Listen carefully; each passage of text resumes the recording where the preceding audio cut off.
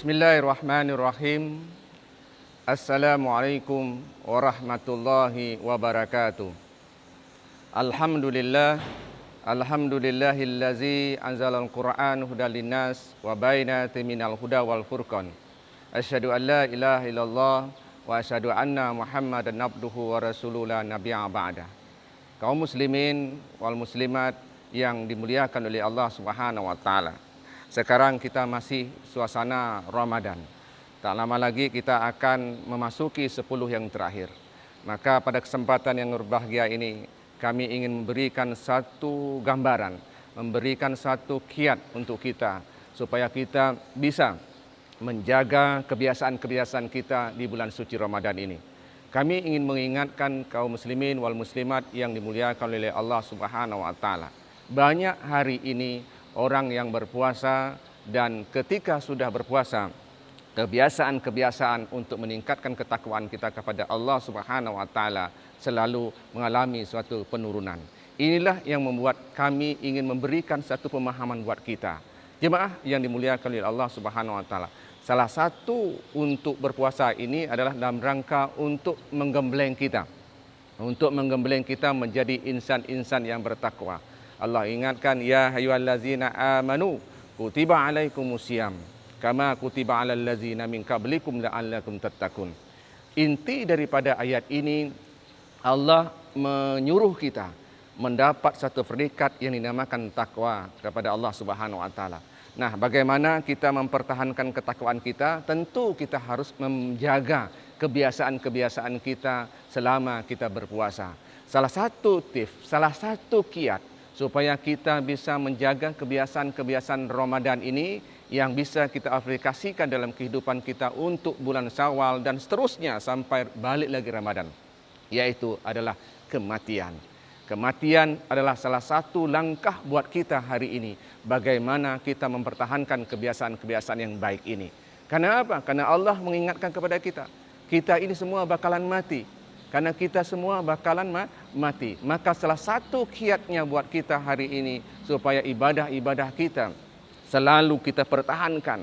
Karena Allah ingatkan, salah satunya Allah ingatkan, kullu nafsin zaikatul maut wa ilaina turja'un. Ini berada di surat Anbiya ayat 35. Allah mengingatkan, tiap-tiap yang bernyawa pasti akan merasakan mati. Setiap yang bernyawa pasti akan merasakan mati. Dan wa ilaina turja'un, dan kita akan dikembalikan kepada Allah Subhanahu wa taala. Nah, selain daripada itu, Allah mempertegaskan kembali jemaah yang dimuliakan oleh Allah Subhanahu wa taala. Allah mempertegaskan kembali dengan cara, ya Allah ingatkan, kullu nafsin za'iqatul maut summa ilaina turja'un, surat Al-Ankabut ayat 57. Ini juga dalam rangka untuk memberi gambaran kepada kita, setiap yang bernyawa pasti akan merasakan mati. Dan kita akan kembali kepada Allah Subhanahu wa taala. Dan kami ingin meyakinkan kepada kita hari ini, Allah juga mengingatkan, kullu nafsin za'iqatul maut. Di redaksi yang sama di surah Ali Imran ayat 185.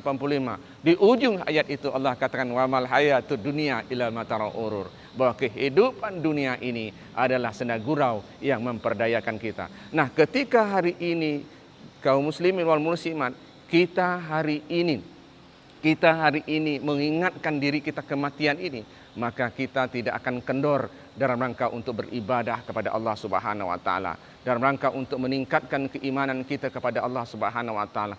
Kita apa yang telah kebiasaan kita yang kita kerjakan di bulan suci Ramadan, yaitu salat tarawihnya, kemudian kita lanjutkan dengan kemudian berikutnya dengan salat sunatnya, istiqamah dan seterusnya. Kita bagaimana kita berada di bulan suci Ramadan itu dengan membaca Al-Quran, dan Al-Quran kita lanjutkan pada kesempatan-kesempatan lain. Ini membuktikan kepada kita bahwa kebiasaan-kebiasaan yang baik ini harus kita pertahankan dengan cara kita ingat dengan kematian. Ingat, Allah katakan kepada kita, setiap yang bernyawa pasti akan merasakan mati. Wa kulli ummatin ajal, dan setiap umat pasti punya ajal. Kita semua jemaah akan mengalami yang dinamakan dengan kematian. Maka bekal yang paling baik dalam kematian itu bukan harta jemaah, bukan pangkat jemaah, tapi bekal yang terbaik itu adalah ketakwaan kepada Allah Subhanahu wa taala. Bekalan kepada Allah Subhanahu wa taala.